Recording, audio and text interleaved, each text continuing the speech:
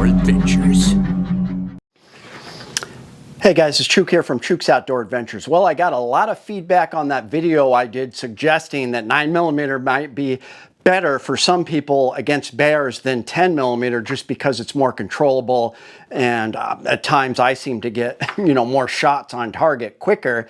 But a lot of people just said, you're crazy, why would you even think that? And I get it. I always recommend 10mm, something big bore revolver, something a little more robust than 9mm where you go into the woods of Alaska. So I completely get it. But there are some points, and some friends of mine do carry 9mm because they have competed with them and they're able to get a bunch of shots off quickly. So I go back to the case where that guide killed a charging brown bear with his 9mm. He had buffalo boar hardcast, I believe. And one story, which was interesting, when I talked to Dean Weingarten with ammoland.com, who kind of keeps track of stories like this, one of the stories said that they couldn't find which shot actually killed the bear, which I find hard to believe. That was kind of weird.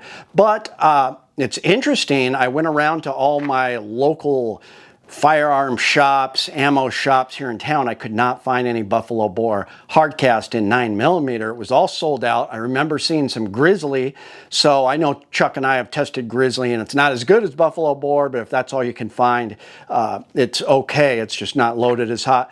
I couldn't even find any Grizzly hardcast. So what I did find was this 9mm plus P plus Kodiak Match FMJFP bear load. So they're touting this as a bear load in 9mm. So we are going to chrono it, and we are going to test it on this bear skull. It's actually a saber-toothed tiger resin dust skull. So it's a pretty rigid skull they formed out of rock dust and resin to make this pretty hard skull. So we're going to encase that in some gel, some ballistic gel, and see what we get.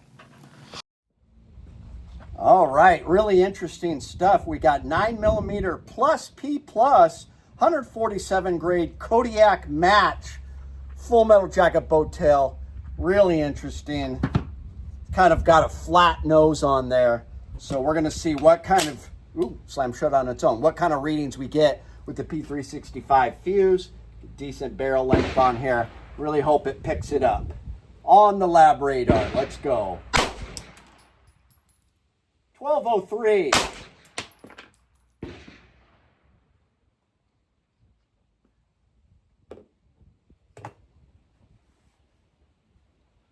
Red dot hit me in the forehead. That sucked. 1194. 1188. 1183. 1168. Am I bleeding yet? Well, that was awkward. Same thing happened to Hammerheart. That's why I only like the God, that was weird. Had it tightened down. The plate on there. Okay.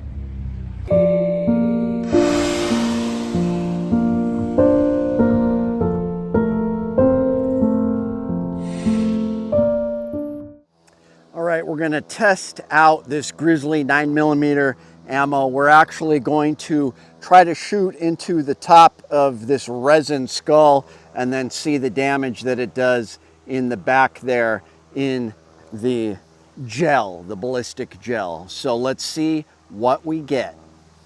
All right, Grizzly Kodiak Match plus P plus out of a 9mm. Got this teeny little CM9.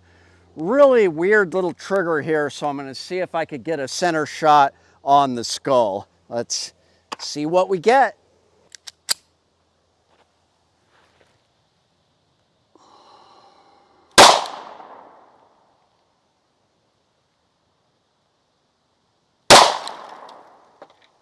Okay, decent. Decent. All right, 3 shots. Let's check it out.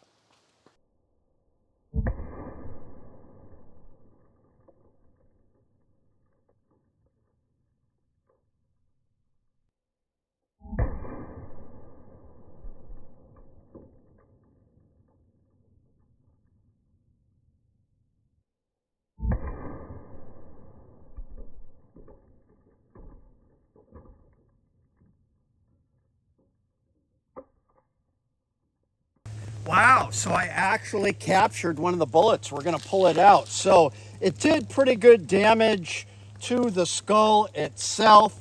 As you can see in the footage, completely shattered it. We actually bent up this metal rod.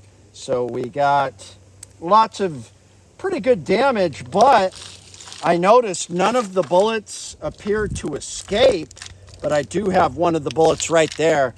So we're gonna pull it out and see what it looks like. Very interested to see. Ooh, separation. So we got a piece of the bullet there. Let's see if we can find the rest of it. Interesting. Well, it dumped decent power, but you'd be way better off with hardcast or extreme penetrators. We had significant jacket separation, and the bullets are all totally deformed and in pieces. So it didn't even come out the back. We've got all these pieces, like right here. There's just several bullet fragments that I'm pulling out of the back. There's another decent sized one. So yeah, it just fragmented, but it did dump energy and it did do significant damage. But yeah, I would want something that would stay together. Interesting. All right, guys, so as far as the ballistics, this wasn't actually that bad. 147 grain projectile going 1203. I got 472.28 foot-pounds of energy. For 9mm, that's actually pretty decent. You know, if you're getting close to 500 foot-pounds of energy, that's actually not bad. As far as the penetration, it was not that great. I think with the longer barrel, I would have gone through that edge of the outside of the gel, but I did use this teeny little 3-inch barrel for that. So I was actually kind of impressed with the damage it did. It did dump some energy. I did not like how the case separated like that, and I just found these little pieces in the gel. So that was, I would suggest, you know, extreme penetrators or buffalo bore hardcast, even the Grizzly hardcast versus this. But if this is all you had in your 9mm and you had a decent barrel length, that was a lot of energy it dumped. And if you got a headshot with a, you know, bunch of quick shots, I think it could do the job. I'm not going to say go get a 9mm. That's what you should carry in the woods, but there is something to be said for shot placement, and for some people who can shoot 9mm accurately and quickly, this may be something you might want to use. So let me know what you guys think. I just enjoy doing these kind of videos. It's Chuke, your friend in the field. My name is Chuke. I like to trade my guns just for fun, but now I have none. Oh, look, get shot by a bear, but I don't care. I got a 10mm. Chuke's Outdoor Adventures. Watch you go